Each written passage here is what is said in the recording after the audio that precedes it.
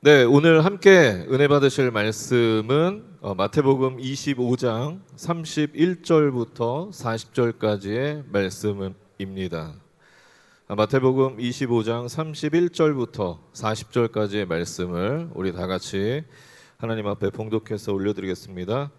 인자가 자기 영광으로 모든 천사와 함께 올 때에 자기 영광의 보좌에 앉으리니 모든 민족을 그 앞에 모으고 각각 구분하기를 목자가 양과 염소를 구분하는 것 같이 하여 양은 그 오른편에 염소는 왼편에 두니라.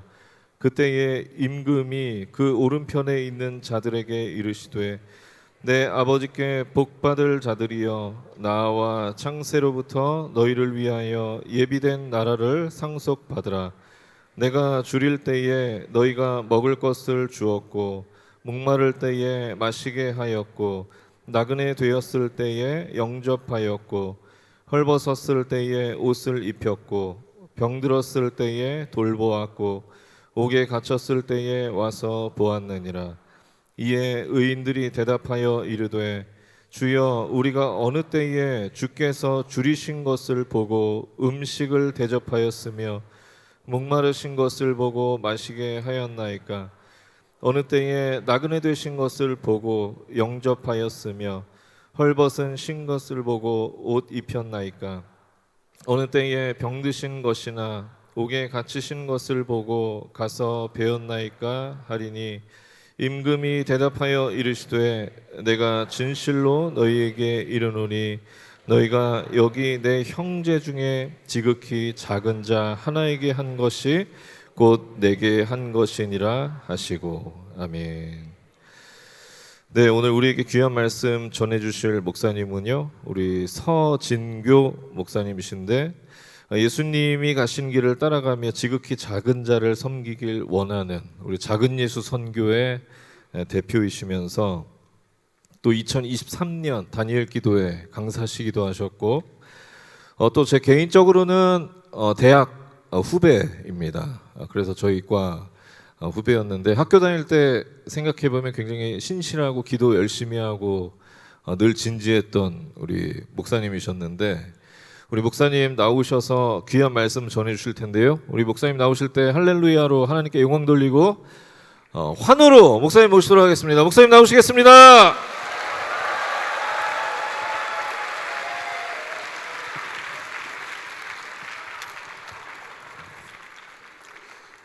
네, 모든 영광 하나님께만 올려드립니다. 예, 제가 잠깐 기도하겠습니다. 하나님 감사합니다. 자격이 없는 종을 귀한 자리에 세우셨습니다. 자격이 없는 종을 보지 마시고 주께서 사랑하시는 청년들 보시어 한량없는 은혜를 내려주옵소서. 예수님의 이름으로 기도합니다. 아멘. 여러분은 각자에게 하나님이 주신 인생의 말씀 같은 게 있으십니까? 여러분의 평생에 붙들어야 할 인생의 말씀, 하나님의 약속이 있으십니까? 저는 개인적으로 오늘 우리가 읽은 이 본문 말씀이 제 인생의 말씀이에요.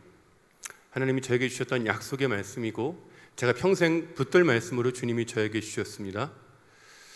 주님은 이 말씀을 십자가 지시기 직전에 제자들에게 유언처럼 남기신 말씀이에요. 지극히 작은 자가 곧 나라고 하신 주님, 지극히 작은 자, 우리 주변에 소외된 이웃과 예수님은 자신을 동일시하셨습니다. 그만큼 작은 자를 향한 마음으로 사셨고 그 작은 자들을 십자가에 달리시기 직전에 제자들에게 맡기신 만큼 주님은 작은 자에 대한 마음이 늘 충만하신 분이셨어요. 그리고 주님은 2000년이 지난 오늘날 가장 작은 자인 저를 찾아오셨습니다. 저는 제가 어릴 때 저는 저희 부모님이 두 분 다 알코올 중독이었어요. 보통 집에 알코올 중독자가 있으면 아버지가 술을 드시고 어머니는 좀 믿음으로 좀 이렇게 굳건하게 서 계시는 게 그나마 일반적일 텐데 저희 아버지도 저희 어머니도 두 분 다 알코올 중독이었습니다. 제가 기억하는 가장 어린 시절에 저는 술에 취해 길거리에 쓰러져 있는 부모님을 찾아다니는 게 제 일이었어요.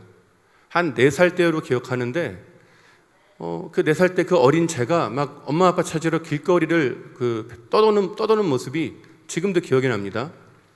술을 드시고 끊임없이 문제를 일으키는 아버지, 그리고 그 남편 때문에 속상해서 술이 아니면 견딜 수 없는 어머니 사이에서 자랐어요. 아버지가 일을 안 하시니까 집이 너무 가난했습니다. 너무 힘들었어요. 그리고 집은 늘 항상 전쟁이 끊이지 않으니까 늘 제가 이 눈물이 마를 날이 없었어요.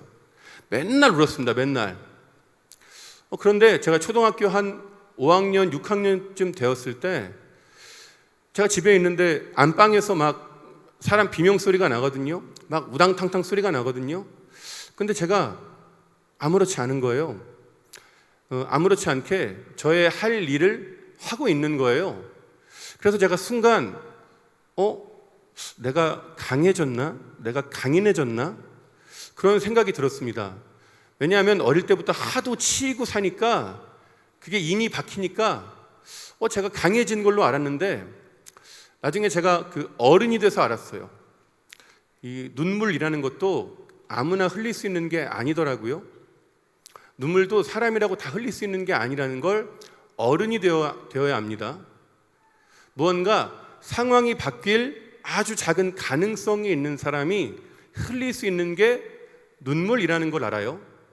아무리 울어도 소용이 없다는 걸 깨달은 사람들은 울지 않아요. 아무리 울어도 봐주는 사람이 하나 없으면 울지 않습니다. 저는 그걸 너무 일찍 깨달은 거예요. 초등학교 때. 근데 울지 않는 건 좋은데 문제는 웃지를 못하는 거예요. 제가 웃지를 못하는 거예요. 웃고 싶은데 웃을 수가 없는 거예요. 울지 않는 건 좋은데 웃지를 못하니까 진짜 너무 힘들더라고요. 그러니까 저는 마음이 아프기 싫어서 이 마음만 좀 마비시킨 것 같은데 이 표정까지 마비가 온 겁니다. 웃을 수가 없었어요. 그렇게 울지도 웃지도 못하고 아무런 표정도 없는 생기 없는 아이로 그렇게 자랍니다. 그러다가 제가 중학교 3학년 때 반 친구들이 학교 끝나면 전부 다 PC방을 가는 거예요. 전부 다 스타크래프트를 하는 겁니다. 친구들이 하니까 저도 이 호기심에 몇 번 따라갑니다. 따라가서 게임을 같이 하는데 친구들은 이미 1년 넘게 했거든요. 근데 저는 게임한 지 3달 만에 저희 학교에서 제일 잘하는 애가 돼요. 그리고 고등학교 1학년, 2학년 때쯤 됐을 때 고2 때는 뭐 잘 아시겠지만 그 게임을 우리나라에 있는 모든 남자들이 다 했잖아요. 여자들도 많이 하고 그리고 전 세계에 수억 명이 했거든요. 근데 그 게임 온라인에 접속하면 그 레더 랭킹이 떠요. 레더 랭킹이 뜨는데 고2 때 제 아이디가 거의 최상단에 있었어요. 그러니까 그때부터 서울에 있는 프로게임단에서 연락이 오는 겁니다. 들어와라. 들어와서 게임해라. 제가 당장이라도 올라가고 싶었지만 올라갈 수 없었어요. 왜냐하면 저희 어머니가 저를 붙들고 간곡하게 부탁하셨습니다. 진교야 제발 고등학교만 졸업하고 네 하고 싶은 거 해라. 그래서 어머니의 간절한 외침을 제가 거절할 수 없어서 버팁니다. 버텨요. 고3이 됩니다. 이제 몇 달만 버티면 졸업이에요. 그런데 그때 학교에서도 집에서도 버틸 수 없는 일들이 연달아 일어납니다. 제가 견디다 못해 고3 때 그 학교에 수업 중간에 그냥 학교를 뛰쳐나가요. 그리고 학교는 자동으로 퇴학 처리가 됐습니다. 제 인생 첫 번째 퇴학이에요. 바로 학교를 나와서 집에도 안 들어가고 서울에 있는 프로게임단에 올라갑니다. 프로게임단에서 하루에 20시간씩 게임을 해요. 역시 우리 자매님들은 놀라는데 형제들은 놀라지 않아요. 이게 일상이기 때문에 오히려 이 부러워하시는 눈빛을 보는데 20시간씩 게임을 합니다. 그렇게 원래 잘해서 프로게임단 들어갔는데 하루에 20시간씩 뭐 잠도 안 자요. 잠도 그냥 컴퓨터 PC방 책상에서 엎어져 자고 그렇게 20시간을 6개월을 게임을 하니까 게임하는 사람들 사이에서 제 아이디를 모르는 사람이 없을 정도로 유명해집니다. 게임에 접속하면 거기에선 제가 왕이에요. 모든 사람들의 환대를 받고 존중을 받고 모든 사람에게 대접받는 그런 사람이 된 겁니다. 그런데 점점 더 성공을 향해 다가가면 다가갈수록 이 마음이 허전한 거예요. 마음이 공허한 거예요. 조금만 더 하면 이제 성공할 것 같은데, 조금만 더 하면 뭔가 이룰 것 같은데, 이 마음의 이 공허함을, 이 외로움을 제가 견디지 못합니다. 그러다가 하루는 제가 여느 때처럼 밤새 게임을 하다가 그 벽에 있는 시계를 보는데 새벽 4시인 거예요. 근데 저도 모르게 혼자말로 새벽 예배할 시간이네. 저 혼자 이렇게 중얼거리고 뭐에 홀린 듯 일어나서 교회를 갑니다. 그 PC방에서 교회까지 걸어서 1시간 거리였어요. 근데 제가 그 새벽에 그 새벽 예배 한다고 교회를 간 거예요. 저는 원래 교회를 다녔기 때문에 뭐 교회는 다녔지만 새벽 예배를 가는 사람이 아니었어요. 그렇게 믿음이 좋은 사람이 아니었어요. 근데 6개월 만에 교회를 새벽 예배로 처음 간 겁니다. 그 새벽에 불 켜진 교회 맨 뒷자리에 이렇게 앉는데 그 앉는 순간 누군가가 저를 꼭 끌어안아 주는 것 같았어요. 누가 저를 꼭 끌어안아 주는 것 같더라고요. 살면서 누가 저 안아준 적 없거든요. 따뜻함이라는 걸 경험해 본 적이 없거든요. 근데 생전 처음 따뜻함이라는 걸 그 교회에서 경험한 거예요. 누구 없었어요. 곁에 아무도 없었어요. 근데 그 따뜻한 기운이 감싸 안으니까 그게 너무 좋은 거예요. 그래서 그때부터 교회의 모든 예배를 다 나갑니다. 모든 새벽 예배, 수요예배, 금요예배, 주일, 오전, 오후, 저녁 예배를 다 나가요. 이유는 하나였습니다. 따뜻한 게 좋았어요. 그 따뜻함이 좋아서 교회를 갑니다. 그러다가 교회에서 청년부 동계 수련회를 한다는 광고를 들어요. 제가 좀 고민했습니다. 왜냐하면 청년부에 다 대학생들, 직장인들이잖아요. 근데 저는 고등학교 자퇴했잖아요. 자퇴생인 내가 따라가도 되나? 그런 고민이 들더라고요. 그리고 중고등학교 때 수련회라는 수련회는 다 따라갔지만 한 번도 은혜 받은 적이 없어요. 이게 눈물이 말라서 그런지 아무리 기도해도 눈물이 안 나오더라고요. 막 중고등학교 때 수련회 가면 친구들이 막 눈물 흘리면서 기도하고 자기 막 하나님 만났다고 자랑하는데 그게 너무 부러운데 저는 아무리 기도해도 눈물이 안 나왔던 거예요. 그래서 그렇게 좋은 기억이 없는데 왠지 모르게 그 청년부 수련회를 따라가고 싶어서 따라갑니다. 그리고 거기에서 첫째 날 저녁 집회 때 마음이 뭔가 이게 뭉클한 거예요. 뭔가 막 뭉클한 거예요. 그리고 둘째 날에 지나 셋째 날 마지막 날 저녁 집회 때 앞에 있는 강사 목사님이 회개하십시오 그러면서 회개 기도를 시키는 거예요. 그래서 저도 눈을 감고 회개 기도를 시작합니다. 근데 놀라운 일이 일어나요. 제가 눈을 감았거든요. 눈을 감았어요. 그리고 불이 꺼져 있거든요. 근데 감은 두 눈에 지난날 제 삶이 보이기 시작합니다. 어린 시절부터 제 삶의 모습이 한 컷 한 컷 제 감은 두 눈에 지나가는 거예요. 그리고 지난날 제가 지었던 죄들, 하나님과 사람 앞에 지었던 죄들이 제 눈앞을 지나가기 시작합니다. 그러니까 회개가 쉽더라고요. 보이는 걸 기도하면 되니까 회개가 쉬웠어요. 그래서 하나님 보여주시는 것들을 계속 잘못했습니다. 용서해 주십시오. 회개 기도를 합니다. 그렇게 회개 기도를 하는 순간 제 눈에서 눈물이 터져요. 제 눈에서 눈물이 왈칵 쏟아집니다. 그렇게 울고 싶어도 울 수 없었는데 그 수련회에서 주님 만나 회개하는 순간 제 눈에서 눈물이 터진 거예요. 저는 그 순간 예수님의 십자가가 제 머리가 아니라 마음으로 믿어졌어요. 예수님의 십자가가 제 마음으로 믿어지더라고요.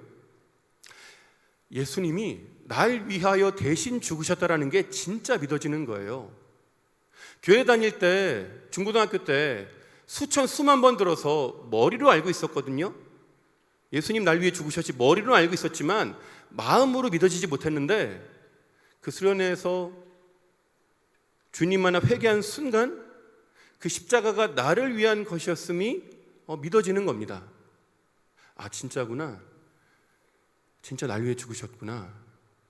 나 같은 사람, 어머니 아버지 알코올 중독에 지독히도 가난하고 고등학교 자퇴하고 별 볼 일 없는 인생, 쓸모없는 인생, 저주받은 인생, 나 같은 인생을 위해 예수님이 대신 죽으셨다라는 게 믿어졌습니다. 그러니까 눈물이 나더라고요. 그때까지는, 그 이전에는 제가 사랑받지 못하는 존재라는 걸 알기 때문에, 아무리 울어도 소용이 없다는 걸 알기 때문에 무의식적으로 제가 울지를 못했는데, 예수님을 만난 순간 안 거예요. 내가 사랑받는다는 걸 안 거예요. 내가 사랑받는 존재라는 걸 깨달은 거예요. 그 이전에 내가 아무리 울어도 소용이 없다는 걸 직감적으로 알았는데 주님 만난 순간 안 거예요. 아, 이제 울어도 되는구나. 내가 울 때 봐주는 분이 계시는구나. 내가 울 때 함께 아파하는 분이 계시는구나. 내가 울 때 그 눈물 보시고 나를 도와주시는 분이 이제 계시는구나 라는 걸 제가 아니까 이 눈물이 쏟아지는 겁니다. 마음 놓고 눈물을 흘린 거예요. 그날 제가 평생 울지 못한 눈물을 그날 하루에 다 쏟아냈어요. 몇 시간을 울면서 회개기도 했습니다. 그렇게 주님을 만나고 나서 제 삶이 바뀌어요. 정확히는 제 마음이 바뀝니다. 환경 그대로예요. 어머니 아버지 술 드시고 가난한 건 그대로였지만 마음이 바뀌니까 살더라고요. 그때까지는 세상이 어두워 보였거든요. 잿빛으로 보였어요. 우울해 보였어요. 근데 예수님을 만난 순간 그때부터 세상이 환하게 보이기 시작합니다. 세상이 너무 아름다운 거예요. 심지어는 저 보도블럭 사이에 핀 잡초가 너무 예뻐서 제가 막 너무 예뻐서 그걸 막 한참 바라보고 그럽니다. 저에게 새로운 삶을 주신 주님은 저를 주의 종으로 부르십니다. 목회자의 길로 부르세요. 그래서 제가 독학으로 검정고시를 보고 독학으로 수능을 치러서 한세대학교 신학부에 입학을 합니다. 그곳에서 참 너무 감사했어요. 나 같은 사람이 대학생이 되다니, 그리고 나 같은 사람에게 대학생 친구가 생기다니, 나 같은 사람이 주의 종의 길을 가다니 너무 감사했습니다. 그렇게 그 대학에 입학하고 첫 번째 오리엔테이션 마치고 이제 제가 집으로 가려고 청량리역을 가는데 그 청량리역에서 그 노숙자를 한 사람 만나요. 노숙자를 만나서 그 사람을 좀 도우려고 주머니에 있는 거 손에 쥐어드리고 좀 이렇게 대화하고 어떻게든 도와드리려고 제가 좀 애쓸 그 시간들이 있었습니다. 근데 그 노숙자를 만난 순간, 그와 대화하는 순간 주님이 제 마음 가운데 저들을 위해 살라 말씀하시는 거예요. 저들을 위해 살라, 노숙자들을 위해 살라라는 마음을 주신 거예요. 그런데 여러분, 노숙자들은 전부 다 알코올 중독, 알코올 의존증이에요. 다 술을 달고 사십니다. 근데 저는 태생적으로 술 취한 사람을 견디지 못해요. 어머니 아버지로 인해 저는 술 취하고 주정하는 사람을 제가 견디지 못해요. 근데 주님이 저한테 저들을 위해 살라라는 마음을 주신 겁니다. 근데 그게 싫지가 않은 거예요. 그 주님의 그 말씀이 싫지가 않더라고요. 왜냐하면 나 같은 인생을 구원해 주신 은혜가 너무 감사한데 이 은혜를 내가 어떻게 갚을까 고민하고 기도하던 차에 주님이 제게 주를 위해 무언가 할 수 있는 일을 보여주신 거예요. 주님을 위해서 무언가 할 수 있는 일을 저에게 알려주시니까 너무 감사하더라고요. 그래서 그때부터 서울역과 청량리역, 용산역에 노숙인들을 만나기 시작합니다. 손잡고 기도해주고 간식 챙겨드리고 앞에 손잡고 해장국집 가서 식사하고 복음 전하고 그 노숙인들과 그런 시간들을 보냅니다. 그리고 주님은 오늘 우리가 읽은 본문 말씀인 지극히 작은 자에게 한 것이 곧 내게 한 것이니라, 이 말씀을 제 인생의 모토로 그때 주세요. 그래서 주님은 저에게 작은 자가 노숙인만이 아니라 장애인도 작은 자라는 마음에 감동을 주십니다. 그래서 그때 한세대학교에 있었던 그 장애인 봉사 동아리에 들어가요. 봉사 동아리 활동을 합니다. 그리고 동아리와는 별개로 방학 때 장애인 캠프를 다녔어요. 캠프에서 봉사하고 소록도에 가서 한센인 어르신들 만나고, 그리고 한세대학교에서 참 즐거웠습니다. 너무 즐거웠어요. 무엇보다 그때 당시에는 정말 전국에 기도하는 사람들을 거기다 모아둔 것 같더라고요. 기도들을 어마어마하게 하는 거예요.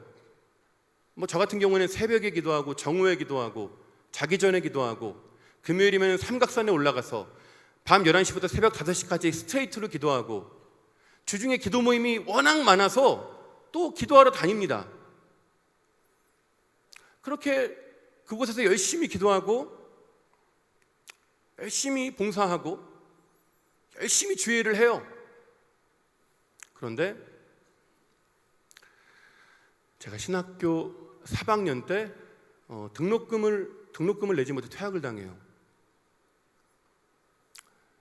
등록금을 내지 못해서 퇴학을 당합니다. 제가 등록금 달라고 얼마나 열심히 기도했을까요? 진짜 철야하면서 기도했거든요. 밤새 기도했거든요. 하나님이 저한테 주신다는 확신이 있었어요. 그래서 제가 그때 그 학교에서 장학금으로 90만 원 받은 게 있었어요. 100만 원 좀 안 되는 90만 원 받은 돈이 있었는데, 그때 저는 기독교 교육학과였는데 신학과의 한 선배가 등록금이 부족해서 좀 힘들어한다, 이 소리를 제가 들은 거예요. 그래서 제가 그 90만 원을 그 신학과 선배한테 줍니다. 그 선배는 등록금을 완납하고 잘 졸업해요. 저는 등록금을 내지 못해 퇴학을 당한 거예요. 그리고 딱 정확히 그때 그 시기에 저희 아버지가 또 하시던 일이 잘 안 돼요. 그래서 집이 쫄딱 망합니다. 원래 가난했는데 진짜 쫄딱 망해요. 그래서 이제 이사를 가는 거예요. 1톤 용달차에 짐 싣고 한참 가는데, 이제 아버지가 여기다 해서 내리는데, 내려서 보니까 웬 허름한 옛날 집이 있는 거예요. 페인트 다 벗겨지고 화장실이 밖에 있고 사방 천지가 넝쿨로 쌓여 있고 한 15평도 안 돼 보이는 그 집, 그 옛날 집에서 내리는 거예요. 그래서 제가 집을 보고 기가 막혀가지고 막 이렇게 한숨을 쉬고 있는데, 등 뒤에 있던 저희 아버지가 거기가 아니야, 2층이야 이러시는 겁니다. 그래서 제가 아니 이런 집에 2층이 있어? 하고 이렇게 보니까 그 집 옆으로 녹슨 철제 계단이 하나 올라가 있고 그 지붕 위에 컨테이너 박스가 놓여져 있는 거예요. 컨테이너 박스. 여러분 길 가다가 공사장에 사무실로 쓰는 그 컨테이너 박스 있잖아요. 그게 거기 옥상에 올려져 있는 거예요. 거기가 우리 집이라는 거예요. 여름에는 너무 덥고 겨울에는 너무 추운 그곳에서 살았습니다. 거기에서 어머니 아버지 술주정 받아들이다 보면 하루가 금방금방 가요. 그렇게 하루 종일 전쟁을 치르다 어머니 아버지 술 기운에 주무시면 자정쯤 되면 자정에 제가 교회를 갑니다. 항상 밤마다 교회를 갔어요. 근데 그때 그 시절에 제 마음에 굳은 믿음이 하나 있었거든요. 굳건한 확신이 하나 있었어요. 하나님이 나 버리셨구나. 하나님이 나 버리셨구나라는 굳은 확신이 있었습니다. 신학교 퇴학당했잖아요. 컨테이너 박스로 이사 왔잖아요. 그러니까 저는 하나님이 저를 버리셨다라는 그 굳은 확신이 제 마음 가운데 있었던 겁니다. 근데 밤만 되면 바보같이 교회를 가는 거예요. 왜냐하면 의지할 데가 없더라고요. 의지할 데가 한 군데도 없더라고요. 의지할 사람이 한 사람도 없더라고요. 그래서 밤만 되면 교회를 가는 거예요. 교회 가면 기도가 나오나요? 기도 안 나와요. 그냥 고개만 푹 숙이고 한숨만 쉬다가 그냥 그렇게 나오는 겁니다. 그러다가 또 연애대처럼 또 집에서 전쟁을 하루 종일 치릅니다. 그날은 그 전쟁이 너무 치열했어요. 막 집에 앰뷸런스 오고 막 난리가 났어요. 또 이제 자정이 되어서 제가 이제 교회를 갑니다. 근데 가는 도중에 갑자기 하늘에서 장대비가 쏟아져요. 엄청난 폭우가 쏟아집니다. 제가 비를 맞으면서 한참 걷다가 순간 제 마음 가운데 있는 이 울분과 화가 폭발합니다. 제가 길 가다 멈춰서 하늘을 바라보며 하나님한테 따지기 시작해요. 절규하기 시작합니다. 어떻게 나한테 그럴 수 있어요? 어떻게 나한테 그럴 수 있어요?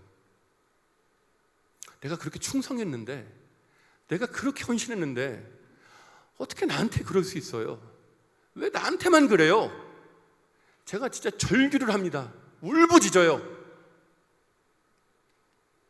그리고 또 바보같이 교회를 갑니다.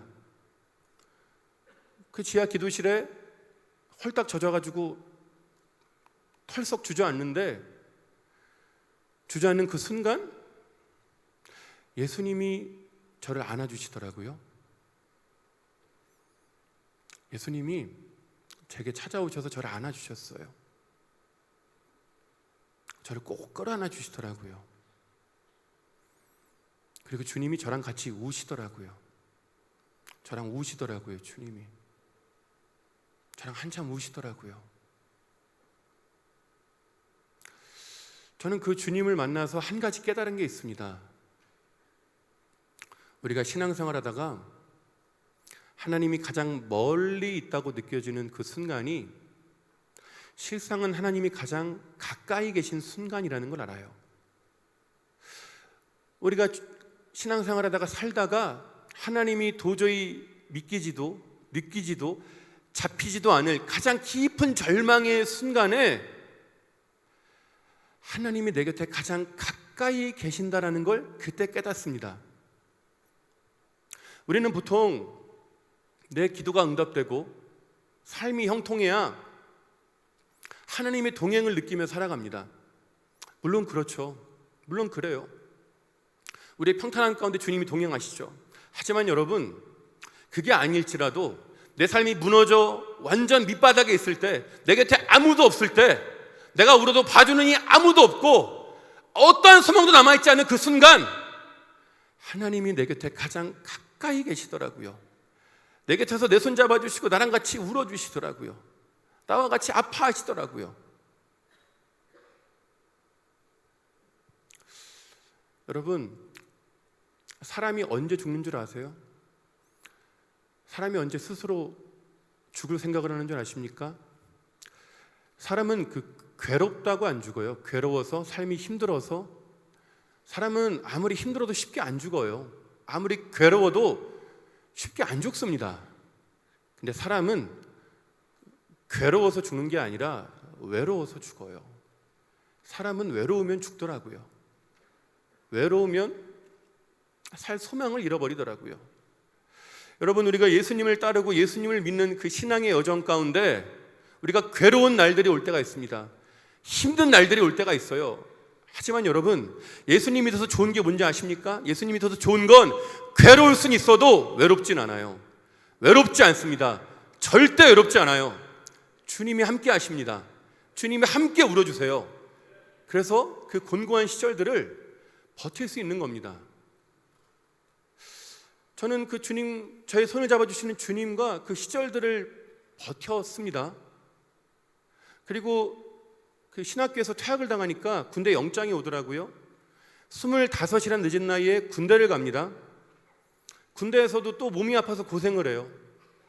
또 군병원에 입시를 합니다. 근데 그 군병원에서 하나님이 부족한 저를 통해 놀라운 부흥을 허락하세요. 그곳에 수백 명의 환자들이 있었는데 교회 나오는 사람이 5명밖에 안 됐거든요. 근데 그때 제가 병동 생활하면서 그 환자들 신방하고 복음 전하고 함께 그들의 이야기를 들어주고 전도하고 그 과정 가운데 하나님이 부흥을 보게 하셨습니다. 그 환우들로 예배당이 꽉 차는 그 부흥을 경험하게 하세요. 마음이 가난하니까 가뜩이나 군인인데 군인이 마음이 가난하잖아요. 근데 그 군인인데다가 몸까지 아프니까 누구보다 마음이 가난한 그 사람들에게 복음을 전했더니 그 복음을 받아들이는 차원이 아니라 빨아들이더라고요. 그래서 그곳에서 참 많은 열매들을 맺습니다. 그렇게 군 병원에 제가 있을 때 집에서 전화가 와요. 어머니가 전화를 하십니다. 그래서 어머니가 진교야, 네가 기도하던 게 응답됐어. 네가 기도하던 걸 하나님이 응답해 주셨어 하면서 기뻐하시면서 전화한 거예요. 제가 한세대학교 다닐 때 우리 친구들하고 항상 기도할 때마다 내놓은 기도 제목이 하나 있었거든요. 큰 기도 제목이 하나 있었어요. 근데 하나님이 제가 군대 병원에 있을 때 그거를 응답해 주신 겁니다. 그렇게 간구해도 응답이 없었는데 그 군병원에서 하나님 응답해 주신 거예요. 그 일로 인해 저희 집에 그때까지 가지고 있었던 모든 빚을 다 갚습니다. 모든 빚을 다 갚고 컨테이너를 나와서 아파트로 들어가요. 그리고 아버지가 사업하신다고 큰 땅을 사시고 또 트럭을 몇 대를 사십니다. 그래도 돈이 많이 남았어요. 그래도 돈이 많이 남았습니다. 그렇게 저는 군대를 건강하게 만기 전역하고 한세대학교 신학부로 3학년 재입학합니다. 재입학해서 열심히 공부해요. 집이 안정되다 보니까 빚이 없으니까 그때는 어머니 아버지가 술을 안 드시더라고요. 어머니 아버지가 술을 안 드셨어요. 집안이 안정되다 보니까 공부에 집중할 수 있었습니다. 그래서 열심히 공부해서 1등 장학금도 받고 또 학생회장도 해요. 열심히 했습니다. 그리고 그 학부를 졸업하고 한세대 신대원을 들어갑니다. 큰 교회 전임 사역을 시작해요. 모두가 인정하는 신학생이었고 모두의 기대를 받는 그런 신학생이었습니다. 모든 게 완벽했어요. 모든 게 완벽했습니다. 돈이 많았고 모두에게 인정받았고 그 앞길이 탄탄한 그 사역자로서 그 길을 제가 걸어가고 있었어요. 그런데 여러분, 문제가 하나 있었습니다. 문제가 하나 있었어요. 문제는 바로 저였습니다. 제가 문제였어요. 제가 오랫동안 기도하던 큰 기도 제목이 응답되니까 기도할 목적이 사라지는 거예요. 기도할 이유가 사라지는 거예요. 그 이전에는 진짜 기도하지 않으면 굶었거든요. 굶었어요. 너무 배고프니까 한세대 다닐 때 너무 배고프니까 신학생 때 뭐 밥 사 먹을 돈은 없으니까 초코파이, 오리온 초코파이, 비싸요. 꿈도 못 꿔요. 롯데 초코파이, 그 설탕맛 나는 거, 그거 사다가 2개씩 까먹고. 그렇게 기도하지 않으면 정말 살 수 없었던 제가, 그렇게 간절히 기도했던 제가 오랫동안 기도하던 큰 기도 제목이 응답되니까 기도할 이유가 사라지는 거예요. 왜? 기도하지 않아도 먹고 사는데 아무 문제 없으니까. 물론 기도했죠. 왜 안 했겠어요? 사역자인데, 신학생인데. 새벽에 기도했죠. 금요 철야했죠. 하지만 전과 같은 열정이 아닌 거예요. 전과 같은 열정으로 기도하지도 않았고 전과 같은 열심으로 기도하지 않은 거예요. 그냥 저냥 다른 사역자들만큼 그렇게 기도하는, 그냥 성공을 향해 나아가는 그런 사역자로서의 삶을 제가 살고 있었던 겁니다. 그런데 그때 저희 집에 또다시 큰 고난이 찾아와요. 아버지가 또 하시던 일이 잘 안 됩니다. 또 빚쟁이가 돼요. 그 많던 돈이 다 사라집니다. 또 빚쟁이가 된 거예요. 그렇게 몇 년을 기도해서 10년을 기도해서 응답받은 게 이렇게 하루아침에 허무하게 무너지니까 너무 힘들더라고요. 다시 집이 빚쟁이가 되었고 또 아버지가 한 가지 또 일을 일으키셔서 어머님께서 충격을 받아요. 어머님이 충격을 받으셔서 그 우울증이 점점 깊어지시더니 어느 날부터 어머님이 저를 못 알아보시는 거예요. 어머님이 아들을 못 알아보는 거예요. 아들을 못 알아보고 계속 횡설수설하시는 거예요. 그래서 제가 너무 당황했는데 어느 날 저희 어머니가 스스로 자해하시는 거예요. 자해. 몸을 막 해치시는 거예요. 그래서 제가 두고 볼 수 없어서 저희 그 고향에 있는 한림대학병원 그 정신과에 제가 모시고 갑니다. 정신과 그 교수, 과장 교수님을 만나요. 그 교수님이 저희 어머니 이렇게 보시더니 어머님 그 조현병입니다. 어머님 조현병이니까 지금 당장 입원하세요. 그래서 제가 어머님 손잡고 그 대학병원 8층을 갑니다. 그 정신병동 초인종을 누르니까 안에서 문이 열리는데 이 두꺼운 철문이 열리더라고요. 엄청 두꺼운. 그리고 덩치가 저만한 남자 간호사가 이렇게 저를 맞이했습니다. 그래서 안에 들어가서 그 주치의 선생님에게 저희 어머니를 인계해드리고 보호자 안내를 받고 이제 제가 나가야 돼서 이제 어머니하고 인사를 합니다. 엄마 괜찮을 거야. 엄마 괜찮을 거야. 나 또 올게. 엄마 걱정하지 마. 괜찮을 거야. 근데 저희 어머니는 계속 이제 횡설수설 하시는 거죠. 못 알아보고. 그렇게 인사하고 제가 그 방을 나옵니다. 복도를 걸어가요. 남자 간호사가 철문을 열어줍니다. 제가 이제 나가려고 하는데 그 순간 등 뒤에서 사람 비명 소리가 들려요. 사람이 비명 소리가 들립니다.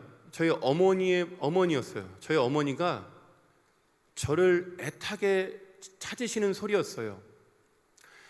진교야, 엄마 두고 가지 마. 진교야, 엄마 살려줘. 저희 어머니가 애타게 저를 부르시는 거예요. 제가 움직일 수 없더라고요. 어머니가 저를 찾으시니까 제가 움직일 수 없어서 가만히 있으니까 등 뒤에 있던 남자 간호사가 저를 확 밉니다. 그래서 제가 그 철문을 빠져나가요. 바로 문을 닫아버리더라고요. 문이 두꺼워서 그런지 더 이상 그 안에서 아무 소리가 들리지 않았습니다. 어머니의 소리가 더 이상 들리지 않았어요. 그 병원에서 저희 집까지 10km, 15km 떨어져 있거든요. 버스로 1시간이 넘어요. 근데 그날 제가 집에 어떻게 들어가는지 기억이 안 나요. 집에 어떻게 들어가는지 기억이 안 나요. 그렇게 저녁 어스름쯤 되어 집에 들어갑니다. 그 불 꺼진 그 마루에 벌러덩 누워서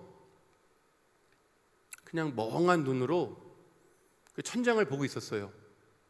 멍한 눈으로 천장을 보는데 그 순간 병원에서 저를 찾던 그 어머니의 외침이, 그 비명 소리가 제 귀에 또 들리는 거예요. 제 귀를 막 울리는 거예요. 이거 들리면 안 되잖아요. 10km, 15km 떨어져 있는데, 철문이 있는데 어머니가 저 찾는 거 들리면 안 되잖아요, 귀에. 근데 이게 막 귀를 막 울리는 거예요. 끊임없이 울리는 거예요. 그 순간 제가 완전 무너집니다. 제가 완전 무너져요. 제가 펑펑 웁니다. 아파트가 다 떠나갈 정도로 몇 시간을 펑펑 울어요. 자식 잃은 그 꼬마 아이처럼 서럽게 몇 시간을 펑펑 웁니다. 그러다가 지쳐서 잠이 들어요. 그리고 나서 며칠 뒤에 저희 아버지가 알코올 중독이 너무 심해져서 제가 또 아버지 손잡고 한림대학병원 정신과 갑니다. 그 과장 교수님에게 진료를 받아요. 이분이 아버지 지금 알코올 중독이 너무 심하니까 당장 입원하셔야 합니다. 그래서 또 아버지 손잡고 그 8층에 올라가서 그 정신병동에 제가 또 입원시켜 드려요. 그러니까 어머니 아버지 두 분 다 정신병원을 들어간 거예요. 제가 버틸 힘이 없었어요.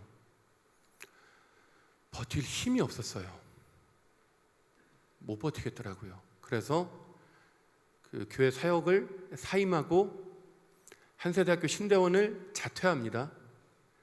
제 인생 3번째 퇴학이에요. 제가 진짜 폐인처럼 지냅니다. 폐인처럼.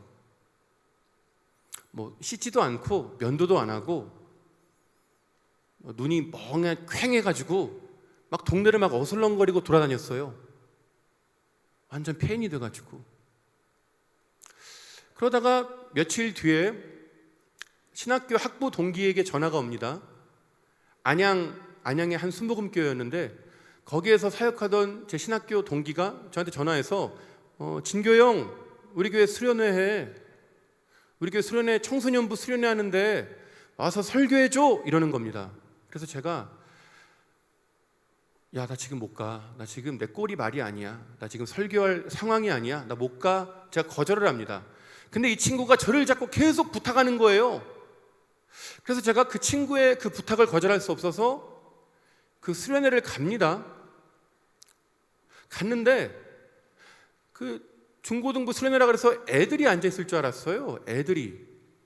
근데 키가 180이 넘는 남자 태권도 선수들이 쭉 앉아 있는 거예요.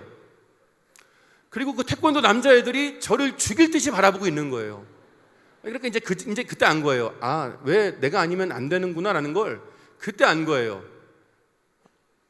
그래서 그 태권도 애들을 앞에다 두고 1시간을 설교를 하고 이제 불 끄고 기도 인도를 시작합니다. 제가 그때 보통 수련회 같은 데 가면 그 설교하고 기도 인도하면 보통 3시간에서 4시간을 기도해요. 보통 뭐 잘 아시겠지만 3시간, 4시간 기도하면 하나님이 은혜를 주시잖아요. 회개의 역사를 일으키시고 성령님의 은사들을 부어주시는 걸 그때까지 참 많이 봤거든요. 그 이전에 제가 능력이 있어서 그런 게 아니라 간절함으로 목숨 걸고 생명 걸고 3-4시간 간절히 주 앞에 부르짖을 때 하나님이 은혜 베푸시는 걸 정말 많이 봤어요. 사역하면서. 그런데 그 태권도 남자애들하고 3시간을 기도하고 3시간 30분을 기도해도 아무런 역사가 나타나지 않는 거예요. 아무 일이 일어나지 않았어요. 회개하는 사람 한 명도 없고 성령님의 역사 흔적도 없었어요. 애들이 진짜 열심히 기도했거든요. 정말 주여를 한 180창 했어요. 그렇게 간절히 기도했는데 아무 역사가 안 나타나는 거예요. 그래서 제가 속으로 그러면 그렇지 그러면서 제가 그냥 마이크를 잡고 마침 기도를 시작합니다. 그래서 제가 하나님 감사합니다. 오늘 우리에게 은혜 주셔서 감사합니다. 이렇게 기도하다가 마지막에 예수님의 이름으로 기도합니다. 아멘 하고 끝내려고 그랬어요. 아멘 하고 끝내려고 그랬는데 아멘 하기 직전에 성령님이 제 마음에 이렇게 말씀하셨어요. 30분만 더 기도해라. 30분만 더 기도해라. 지금 얘네들이 마치는 거 알거든요. 제가 마침 기도하는 걸 알아요. 얘네가 안단 말이에요. 내가 여기서 또 한다 그러면 얘네가 날 죽일 거란 말이에요. 근데 성령님이 저에게 30분 더 기도라는 감동을 주시는 거예요. 그래서 제가 이걸 도저히 거절할 수 없어서 양해를 구합니다. 제가 두렵고 떨리는 마음으로 정말 미안한데 우리 30분만 더 기도할까? 하나님이 마음에 감동을 주셔서 그런데 딱 30분 더 기도합시다. 그러고 주여 3창하고 다시 기도를 시작합니다. 기도를 시작하면서도 제 마음에 그 어떠한 기대감이 없었어요. 아무런 기대가 없었어요. 진짜 기대가 1도 없었어요. 시키시니까 억지로 한 거예요. 근데 그 주여 3창하고 기도를 시작하자마자 애들이 뒤집어지기 시작합니다. 그 기골이 장대한 그 태권도 남자애들이 뒤집어지기 시작해요. 눈물 콧물 쏟으며 회개하기 시작합니다. 자기의 죄를 통회하고 자복하고 펑펑 울며 주 앞에 회개하기 시작해요. 성령님이 각 사람에게 은사를 주시는데 제 평생 그렇게 강력한 하나님의 임재와 은사 주심을 처음 봅니다. 쏟아부어 주세요. 거기에 온 한 사람도 예외 없이, 한 사람도 제외 없이 전부 다 회개하고 전부 다 성령님의 은사를 경험합니다. 제가 그 기도회가 끝나고 그 아이들에게 오늘 여러분이 받은 은혜를 노트에 기록하세요. 그래서 이제 그 애들이 눈물 훔치면서 막 앉아서 노트에 쓰는 거예요. 받은 은혜를. 그리고 저는 뒤돌아서 강대상 바라보고 무릎 꿇고 감사하기도 했습니다. 하나님께 감사하기도 했어요. 하나님 감사합니다. 저 버리신 줄 알았는데 버리지 않아 주셔서 감사해요. 하나님 감사해요. 근데 그 순간, 그렇게 감사 기도를 하는 순간 성령님이 제 마음 가운데 이렇게 말씀하셨어요. 진교야, 내가 너에게 다시 고난을 허락한 건 다시 기도하게 하려 함이다. 내가 너에게 다시 고난을 허락한 건 다시 기도하게 하려 함이다. 그 주님의 말씀이 마음에 울리는데 제가 눈물을 왈칵 쏟습니다. 그 감사와 감동으로 눈물이 왈칵 쏟아져요. 저 버리신 줄 알았는데, 날 버린 줄 알았는데, 날 포기하신 줄 알았는데, 그게 아니라 오히려 기도할 목적을 잃어버린 저, 기도하지 않아도 성공한 목회자로 그 길을 걸어가는 저를 주님이 불쌍히 여기셔서 저를 다시 종되게 하시려고, 사꾼이 아니라 진짜 주의 종되게 하시려고 다시 고난을 주셨다는 게 너무 감사하더라고요. 저를 포기하지 않고 주님이 붙드시려고 다시 저에게 고난을 허락하셨음이 너무 감사하더라고요. 그래서 그 감사와 감격의 눈물을 하염없이 흘립니다. 그리고 나서 며칠 뒤에 그 집회가 끝나고 제가 그 한림대학병원을 갑니다. 정신과 교수를 만나요. 저희 어머니 아버지 두 분 다 그 과장 교수님이 봐주셔서 제가 보호자 상담을 받았어요. 보호자 상담. 근데 이제 상담을 한참 하다가 이제 끝나고 제가 인사하고 일어서서 가려고 하는데 이 정신과 교수가 고개를 이렇게 갸우뚱하더니 팔짱을 끼고 의자를 살짝 뒤로 빼면서 혼잣말로 이러는 거예요. 이상하다. 저렇게 멀쩡할 리가 없는데. 이상하다. 분명히 뭔가 이상이 있을 텐데. 저렇게 멀쩡할 리가 없는데. 정신과 교수가 혼잣말로 중얼거리는 거예요. 그러니까 정신과 교수 보기에 제가 너무 멀쩡한 거예요. 제가 너무 밝은 거예요. 엄마 아빠가 지금 정신병원에 있잖아요. 그리고 제가 보호자 상담 받으면서 어릴 때 얼마나 엮이는 가정에서 자라는지를 이분이 안단 말이에요. 엮이는 가정 검사지 있거든요. 검사하는 검사지 50점 만점에 30점 넘으면 병원 가서 상담 받아야 돼요. 저 50점 만점에 50점 받았어요. 그러니까 이 의사가 보기에 제가 너무 지금 엄마 아빠랑 8층에 같이 있어야 되는데 너무 멀쩡하게 돌아다니니까 신기해서 혼잣말로 쭝얼거린 거예요. 저렇게 멀쩡할 리가 없는데. 근데 그 의사는 그 이유를 모르지만 저는 알았습니다. 제가 하나님 만났거든요. 하나님 만난 순간 제 안에 있었던 모든 울분과 화가 다 씻겨져 나갔습니다. 하나님을 만난 순간, 하나님이 저에게 말씀하신 순간 제 마음 가장 깊은 곳에 있었던 상처가 다 씻겨져 내려갔어요. 여러분 중에 그 누구에게도 말 못할 상처를 가진 분이 있으십니까? 의사에게도 꺼내놓지 못한 그 나랑 가장 친한 친구, 사랑하는 사람에게도 꺼내놓지 못한 상처로 인하여 아파하시는 분 계십니까? 아무리 약을 먹어도 의사와 상담을 해도 도저히 호전의 기미가 보이지 않는 분이 계십니까? 여러분 기도해 보십시오. 하나님 만나십시오. 하나님 만나면 하나님이 내 안에 상처 가져가시더라고요. 내 안에 상처 치워주시더라고요. 내가 할 수 없기에 하나님이 해결해 주시더라고요. 내가 치울 수 없기에 하나님이 치워주시더라고요. 나조차도 너무나 고통스러워서 직면할 수 없었던 그 고통을 하나님이 가져가시더라고요.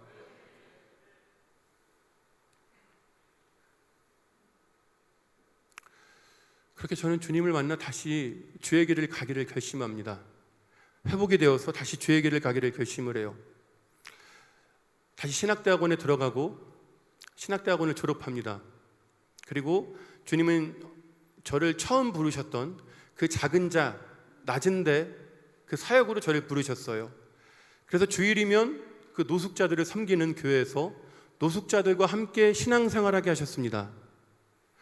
도저히 변할 것 같지 않았던 노숙자들 중에 대장, 그 정말 버려진 인생과 같은 그 사람들이 복음으로 변화되는 걸 제 두 눈으로 목도합니다.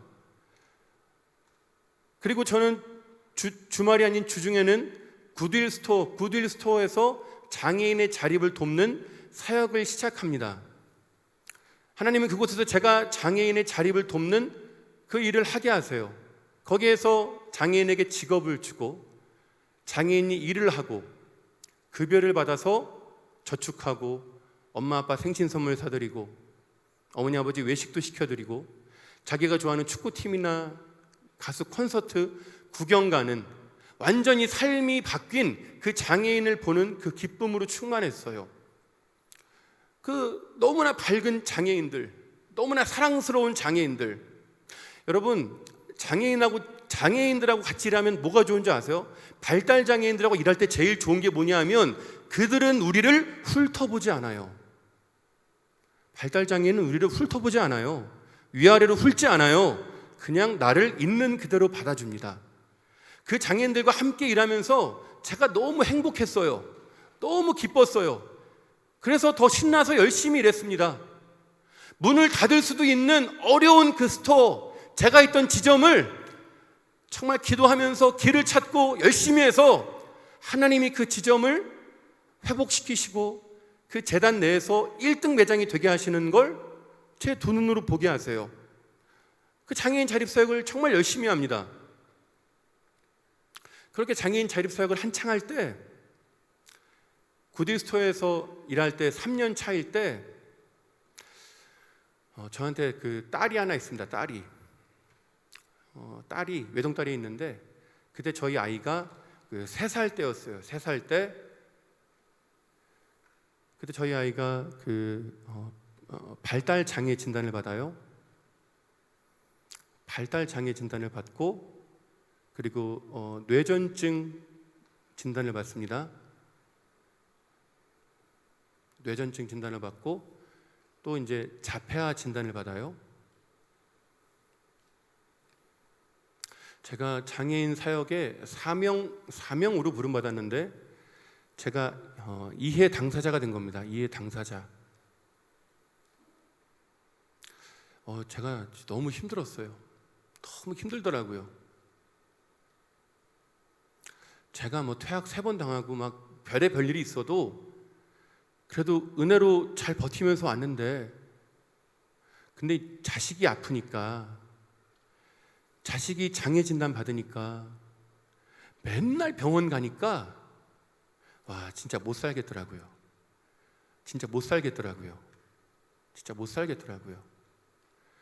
그래서 제가 너무 막 속상하고 힘들어서 막 길을 걷다가 하늘을 보면서 하나님한테, 아유, 엄마 아빠랑 살 때도 그렇게 힘들었는데 아유, 또 그러시네. 왜 나한테만 그러시지? 그렇게 가장 힘들 때, 너무 힘들 때, 죽을 것 같을 그때,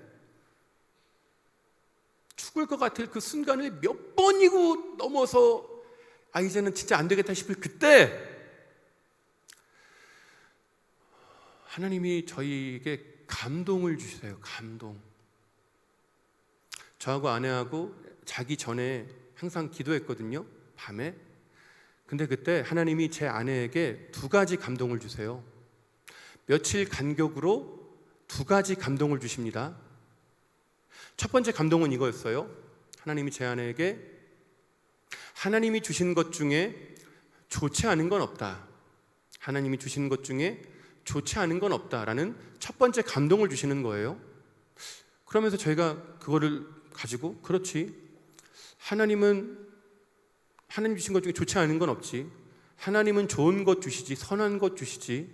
하나님이 우리에게 장애아를 자녀로 주셨지, 하나님 좋은 것 주시지. 이렇게 저희가 이해하게 하시고 며칠 뒤에 두 번째 감동을 주십니다. 하나님이 제 아내에게 이렇게 말씀하셨어요. 자녀의 장애는 부모가 선택한 게 아니라 하나님이 허락하신 거다. 자식의 장애는 부모가 선택한 게 아니라 하나님이 허락하신 거다. 두 번째 감동을 주시는 거예요. 여기에 가족 중에 장애인이 있는 분들이 분명히 있으실 겁니다. 한 다리 건너 친척까지 가면 절반 이상은 있으실 거예요. 여러분들이 지켜보는 그 고모, 이모 혹은 여러분의 어머님, 장애아 어머님들이 제일 힘든 게 뭔지 아세요? 애 아파서 맨날 병원 데려다니는 거, 한 달에 수백만 원 나오는 그 병원비, 이것도 힘들거든요. 근데 그 엄마를 제일 힘들게 하는 건 죄책감이에요. 죄책감이에요. 자책감이에요. 나 때문에 이렇게 됐구나. 나 때문에 내 자식이 장애인이 됐구나. 나 때문에 내 새끼가 장애인으로 태어났구나라는 이 죄책감을 그 엄마들은 평생 지우지 못합니다. 병원의 의사가 이거 부모랑 상관없습니다. 유전적으로 아무 연관 없어요. 어머님 잘못 아니에요. 의사가 백날 이야기해도 소용없어요. 소용없습니다. 그 엄마는 그 죄책감을 평생 끌어안고 살아요. 평생. 그런데 하나님이 제 아내에게 마음에 감동 주시는 거예요. 말씀하시는 거예요. 네가 선택한 게 아니야. 내가 허락한 거야. 네 잘못이 아니야. 내가 허락한 거야. 뜻이 있어. 섭리가 있어. 괜찮아. 네 잘못이 아니야. 그 감동을 주시니까 그 감동이 임하는 순간 저하고 제 아내 마음에 그 아이의 장애 진단과 그 힘든 것들이 저희 이 명치에 막혀가지고 제가 숨을 못 쉴 것 같았거든요. 죽을 것 같았거든요. 근데 하나님이 감동 주시는 순간 이 돌덩이가 쑥 내려갑니다. 이게 쑥 내려가요. 하나님 말씀하시는 순간 이게 쑥 내려가는 겁니다.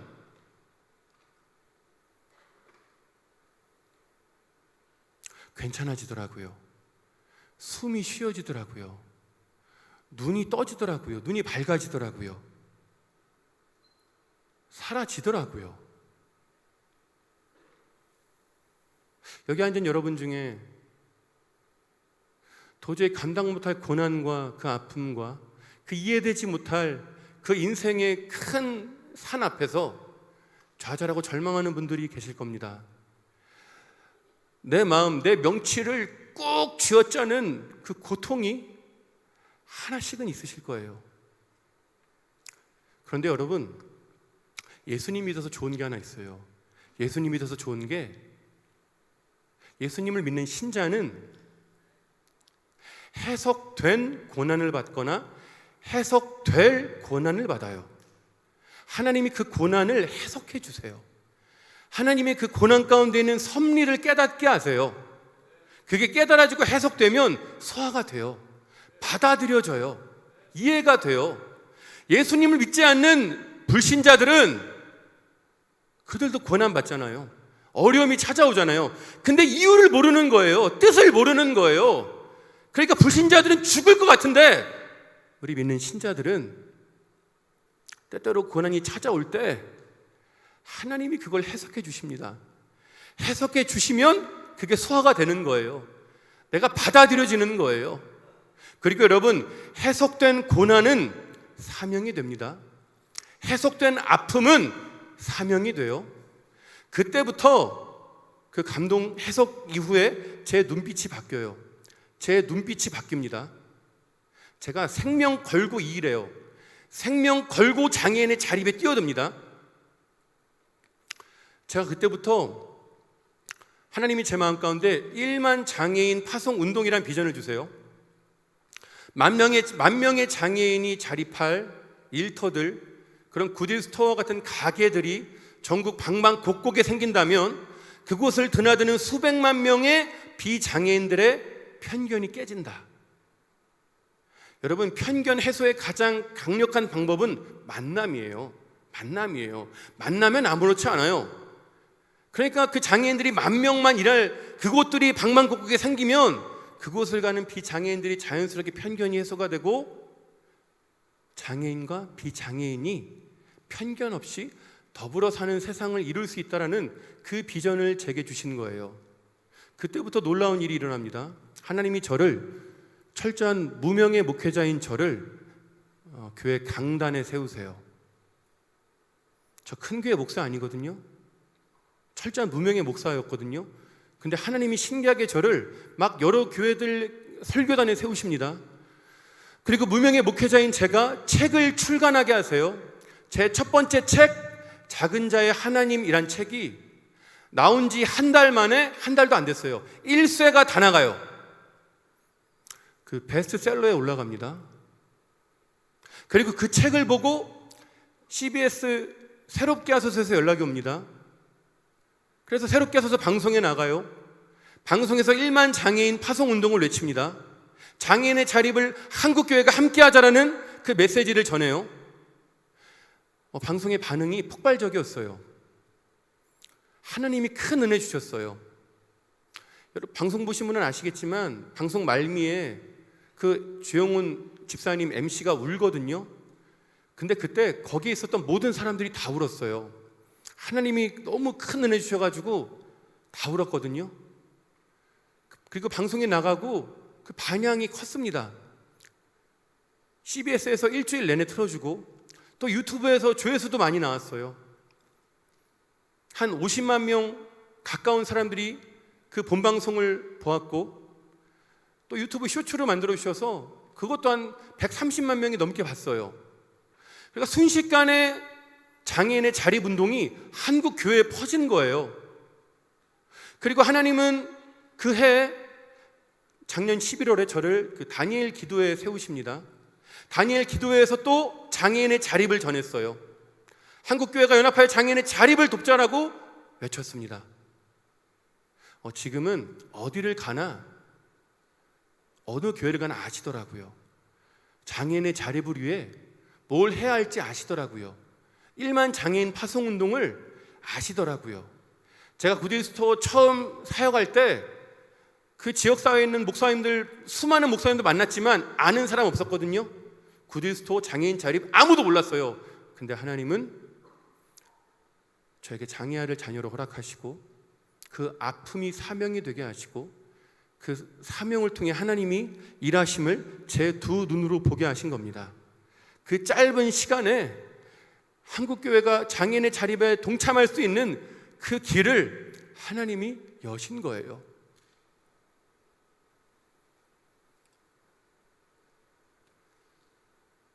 말씀의 결론입니다.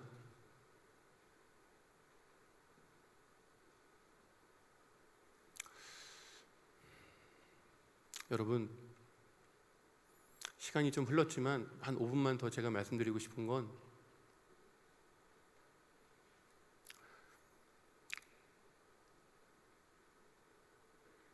제가 아까 큰 기도 제목이 응답되니까 기도할 목적을 잃어버렸다 그랬잖아요. 그때부터 제 기도가 바뀌어요. 저는 하나님의 뜻을 먼저 구하기 시작해요. 제 뜻이 아니라 하나님의 뜻을 먼저 구하기 시작합니다. 하나님의 뜻을 먼저 구하니까 기도 응답이 빠르더라고요. 여러분, 하나님의 뜻을 먼저 구하면 기도 응답 빨라요. 하나님의 일하심을 자주 봐요. 여러분, 지금까지 여러분 삶 속에서 도저히 기대하지 못했던, 인간적으로 도저히 해결되지 않았을 것 같았던 그 문제들이 해결된, 기도응답 받은 경험이 다 있으시죠? 근데 여러분, 그때를 떠올려 보세요. 기도응답 큰 문제 해결된 순간 너무 기쁘거든요. 마음이 너무 기뻐요. 문제가 해결돼서 너무 기뻐요. 숨 쉴 것 같으니까 너무 기뻐요. 그런데 여러분, 그것만큼 기쁜 게 하나 더 있습니다. 그건 하나님의 일하심을 내가 눈앞에서 본다는 거예요. 진짜 하나님 진짜 계시네. 와, 하나님 진짜 살아계시네. 와, 하나님 진짜 역사하시네. 내 문제를 해결해 주신 그 하나님을 가까이서 보는 그 기쁨이 더 커요. 그게 내 마음을 더 벅차오르게 합니다. 여러분, 여기에 기도의 비결이 있어요. 하나님의 뜻을 구한 사람은, 하나님의 뜻을 먼저 구하고 내 기도를 구한 사람은 기도 응답을 빨리 받아요. 기도 응답이 빠르다는 건 살아계신 하나님을 내 두 눈으로 본다는 거예요. 내 두 눈으로 자주 본다는 거예요. 왜? 하나님이 기뻐하시는 걸 내가 구하니까. 하나님이 기뻐하시는 일을 내가 구하니까. 그러면 여러분, 그런 삶이 여러분 습관화되잖아요. 그러면 놀라운 일이 일어나요. 더 이상 문제가 안 보여요. 문제가 안 보여. 왜 안 보이는 줄 아세요? 하나님을 너무 자주 보니까. 하나님의 뜻을 구했더니 살아 역사하시는 하나님을 내가 너무 자주 보니까 나를 발목 잡던 문제가 더 이상 내 시선을 빼앗지 못하는 거예요. 역사하시는 하나님을 보면서 그 손잡고 내가 그 길을 걸어가는 겁니다. 그 길을 걸어가는 거예요.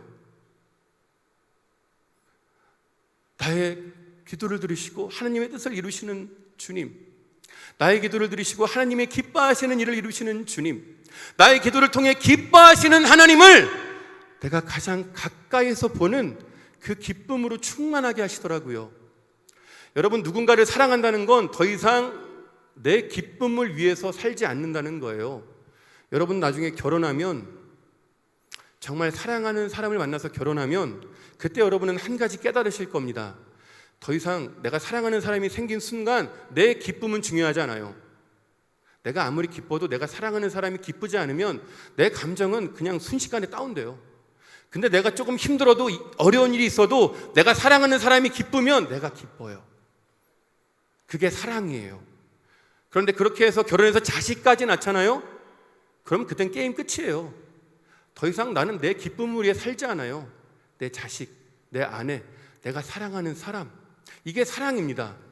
우리가 사랑하는 주님을 위해 산다는 건 그 주님의 기쁨을 바라보며 산다는 거예요.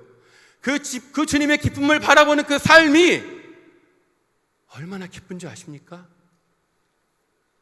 여러분, 저 새롭게서 나갔어요.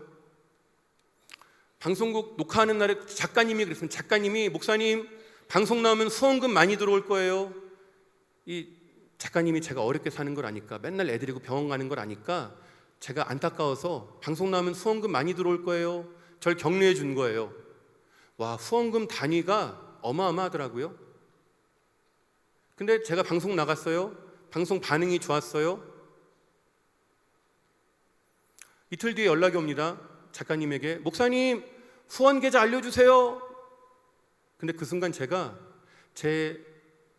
한 3초간 갈등하다가 제 개인 계좌가 아니라 굿윌스토어 계좌를 알려줘요. 그래서 방송을 본 사람들이 저에게 보낸 후원금이 다 굿윌스토어 장애인 자립에 쓰입니다. 그 방송을 통해 수많은 교회들과 수많은 사람들이 후원금과 기증품을 보내요. 덕분에 그것이 씨앗이 돼서 매장도 몇 개가 더 생기고 장애인들이 더 많이 자립을 했어요. 근데 제 주변에 있는 지인들은 난리가 난 거예요. 아니, 후원금 받지, 그걸 왜 안 받냐, 본인도 힘들면서. 근데 저는 괜찮았어요. 왜? 하나님 기뻐하시는 걸 제가 아니까. 하나님 기뻐하시는 걸 제가 너무나 명확히 아니까 저는 괜찮았어요.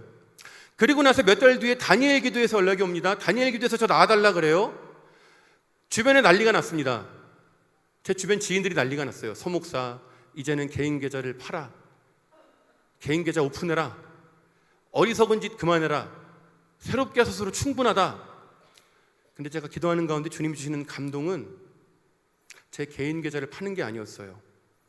그냥 장애인 자립기관들의 후원금이 흘러가게 두는 것이었습니다.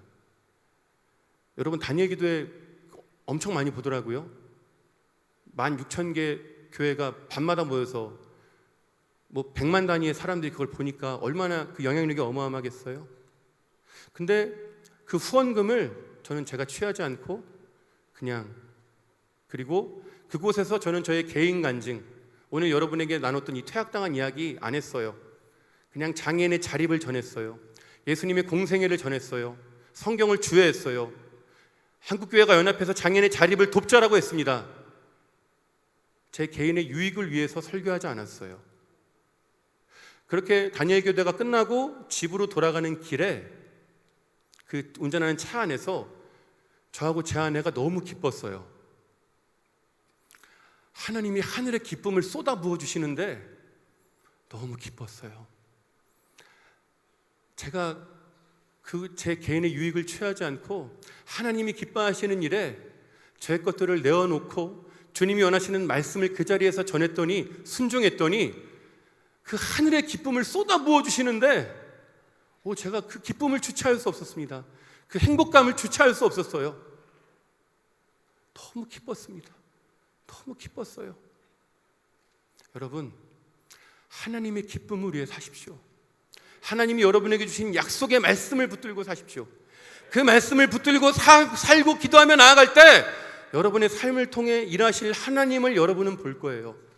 여러분은 분명히 볼 겁니다. 저 같은 사람을 들어 쓰신 하나님이 여러분을 들어 쓰실 거예요. 여러분, 오순절 마가다락방에 성령이 충만하니 임합니다. 120명이 각기 다른 나라의 말로 기도해요. 그죠? 120명이 오순절 성령 강림, 성령 세례로 인해 120명이 다른 나라 외국어 말로 이야기를 합니다. 기도를 해요. 근데 여러분, 언어는 달랐는데 120명의 기도 제목은 하나였어요. 그 120명이 말은 달라도 똑같은 기도 제목 하나 가지고 기도했습니다. 하나님의 큰일, 하나님의 큰일. 그거를 또 디아스포라 유대인들이 놀라서 그러거든요. 저들이 하나님의 큰일을 말함을 듣는도다. 그들은 하나님의 큰일을 구했습니다. 그리고 하나님의 큰일, 하나님의 뜻을 구한 그들은 세상을 바꿨어요. 여러분, 성령 충만은 나의 큰일을 위해 구하는 게 아니에요. 나의 소원을 이루기 위해 구하는 게 아니에요. 하나님의 큰일을 위해 성령 충만을 구하십시오. 하나님의 뜻을 이루기 위해 성령 충만을 구하십시오. 그러면 하나님이 여러분의 인생을 통해 위대한 일을 행하실 겁니다. 놀라운 일을 행하실 거예요. 그리고 여러분이 의식하지 못하는 사이, 여러분이 생각하지 못하는 사이에 여러분의 그 문제를 하나님이 치워주십니다. 하나님이 치워주세요. 저희 어머니 아버지 술 안 드세요. 저희 어머니 아버지 술 안 드세요. 말짱하십니다. 고향에서 잘 지내고 계세요. 하나님의 큰일을 구함으로 하나님의 기쁨을, 하나님의 영광을 가장 가까이에서 보시는 저와 우리 청년 여러분 되시길 예수님의 이름으로 축원합니다. 제가 기도하겠습니다. 하나님 감사합니다.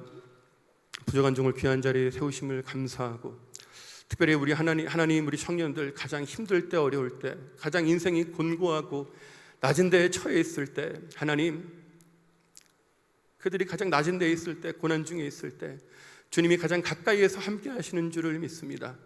주님, 우리 청년들의 가장 곁에서 함께 아파하시고 울어주시는 줄을 믿습니다. 주님, 우리 청년 한 분 한 분에게 이 시간 약속의 말씀을 주십시오. 평생 붙들어야 할 말씀을 주십시오. 그 말씀 붙들고 살아갈 때, 하나님의 큰일을 구하며 살아갈 때 하나님의 일하심을 가장 가까이에서 보고 하나님께 영광을 돌리며 하나님과 함께 기뻐하는 복된 인생 되게 하여 주옵소서. 감사를 드리며 예수님의 이름으로 기도합니다. 아멘.